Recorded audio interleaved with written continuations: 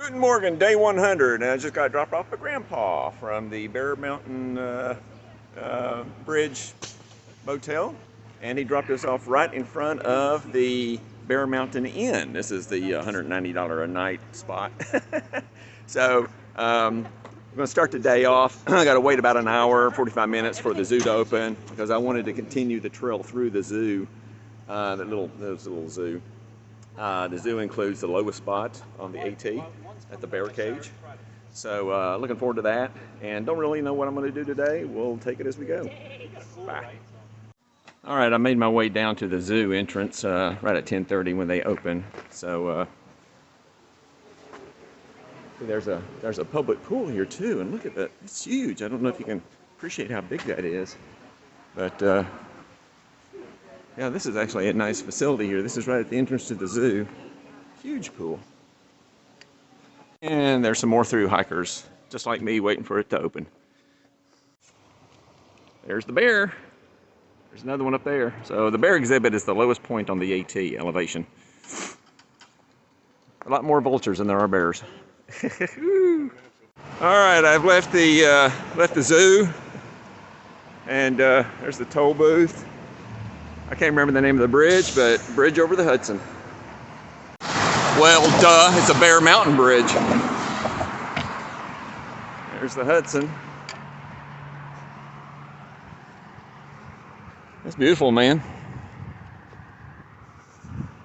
All right, if that bear cage at the zoo was the lowest point on the AT, and I was on the Hudson River, then predictably there's going to be a big climb getting out of the Hudson River Valley, and there was. So I caught my breath, got a little bit of a level spot here. So just a few thoughts on the last day, or maybe the last couple days. First of all, hotels. Fort Montgomery, for people watching this video, both of you, and maybe planning to do this, just be aware, Fort Montgomery is very expensive. It's people have pride in their town. It's a historic town with Revolutionary War implications, history, and but it's expensive for that reason. I mean, New York's expensive anyhow, but just comparing value of the hotel I stayed at last night versus the hotel I stayed at 2 nights ago, the Tuxedo Motel, I had 50% more hotel at the Tuxedo for 75% less money, 50% less money. But last night I didn't mention, I don't think, in yesterday's videos, I met a young lady named Flo, trail named Flo, on the trail yesterday, and she actually split the motel with me. But it was so tiny. She wanted to sleep on the floor. It was $85. I just told her to pay 30 of it. So we settled up.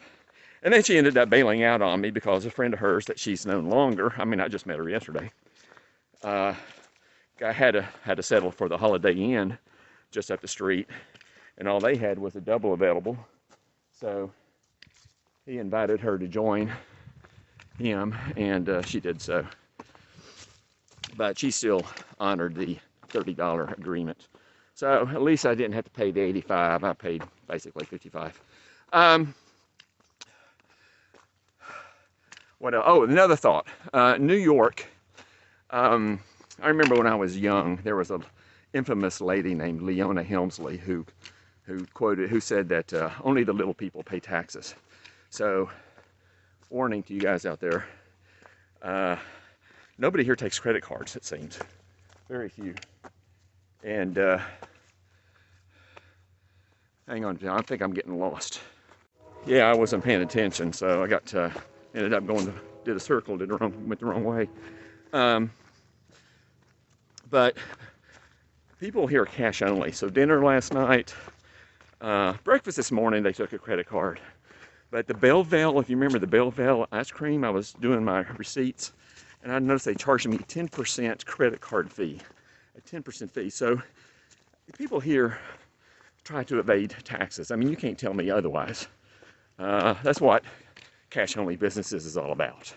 So that really sticks in my craw, you know. The hotel was cash only, believe it or not, last night. So I had to go across the street and get cash. So So there's that to contend with. And that's just a pain in the ass to try to enter all that stuff in a Mint, because with the credit card, of course, it's automatic. Got to enter everything manually when it's a cash deal. But that's it. If I think of any other anecdotal things, I'll let you know. So I'm enjoying this trail so far. It's about 17 after noon. But something else I want to mention real quick. So yesterday at the Bear Mountain Bridge Motel, I reunited with Tapper, who you might have seen in the video clip this morning. He was dropped off with me. And I also met for the first time Ninja, who is traveling with Tapper.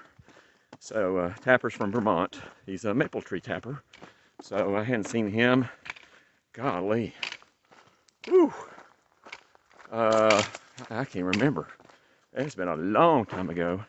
We ran into each other briefly at Belleville Ice Cream. And so that was just a couple days ago. But we actually had dinner last night. All of us, Flo, Tapper, Ninja, and myself, had dinner last night at the aforementioned restaurant that took cash only. By the way, that was a $30 dinner for me, but it was good. Yeah, it's just expensive here, so it is what it is. But that's it. Yeah, but I just want to say too, I'm enjoying this trail. It's nice. It's a nice day. All right, it's just before 1 p.m. and doing this little boardwalk, coming back out on New York Highway 9, and right here on the AT is Appalachian Deli. So, been looking forward to this, lunch, and a minor resupply point. All right, it's about 7 after 2. I'm just now getting back on trail from that little deli. I'm stuffed. The deli food was actually pretty good value, but I did some resupply there, and I didn't even have prices on the stuff. I don't care anymore.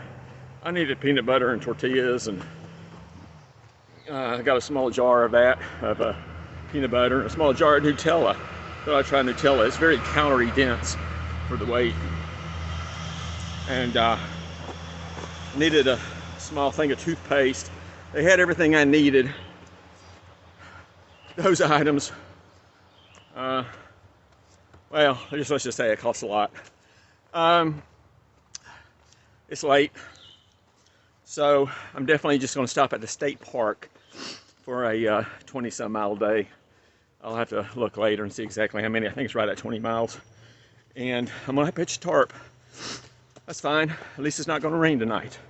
So, I just need to quit being silly about it. And on a day like this with good weather, go ahead and get used to setting up my tarp and sleeping underneath it on the dirt.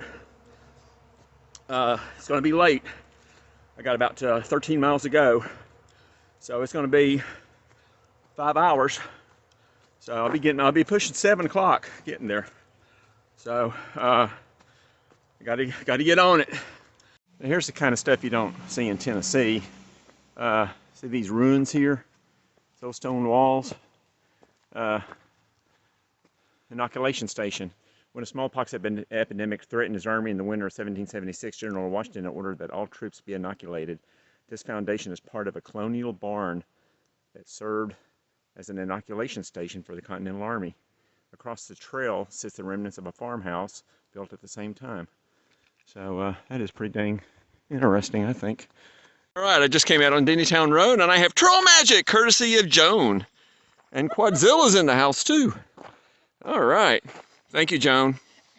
I'll tell you, I needed that trail magic because I was bonking. It's been a hard, hot day.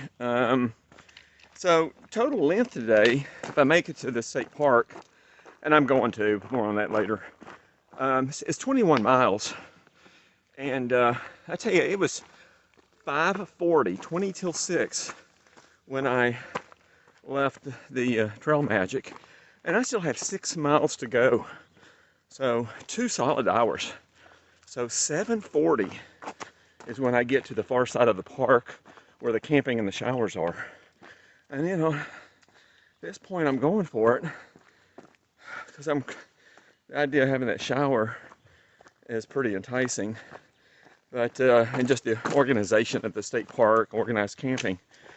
But oh my God, talk about late. And it was just a really slow start. And 21 miles is nothing to sneeze at. I mean, that's a big day. And remember, I started at 10:30. Yeah, 10:30 is when they opened the gates to the zoo.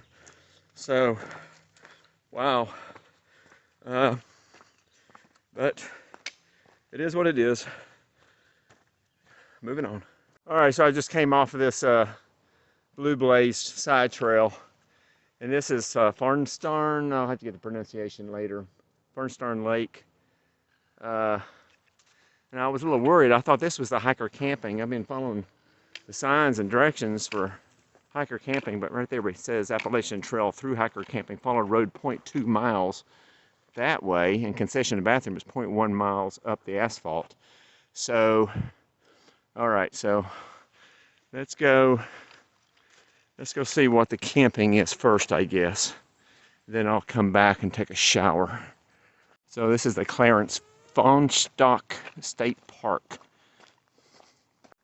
All right, I'm leaving the field where they had directed the AT through hikers to camp. It's an open field, and they're actually building a shelter there, but it's only partially constructed. So that'd be really nice next year. But I'm gonna go up. I'm carrying my pack and everything. I'm gonna go up, take a shower, and if there's a enclosure where I can stealth sleep, I'll do it. If not, I'll head back down there and set up my tarp later. Well, this is the life. I'm here in the bathroom here at this park, and they had showers, and it was open. I took a shower. I mean, it was cold, but not that cold. And the mechanical room, or the maintenance room was open back there. And I found a bucket, and I found a towel, actually some beach towels, and dried off and did a bucket wash, and got some clothes hanging here where I did the bucket wash. I'm just making myself at home. This place is abandoned. And got a bench here. See, I got all my food out here. I'm getting rid of some of that peanut butter and Nutella and flour tortillas that I bought today at that overpriced little convenience mart. So that's going to be dinner. It's way too late to cook. It's after 9 o'clock already. But I'm going to eat, and then I think I might accidentally fall asleep on this bench for the night. We'll see. All right, I'm not proud. It is after 10 o'clock. And there I be for the night. So this is day 100 coming to a close. 100 days on the trail. That's pretty big. Tomorrow is going to be another 20 plus day. That would make a record 4 days in a row of 20 plus days. And it's going to be hotter than blazes. So hopefully the terrain will be forgiving. It's supposed to rain in the afternoon, but we'll see. So this is Wagner von Vonderbeck. Good enough.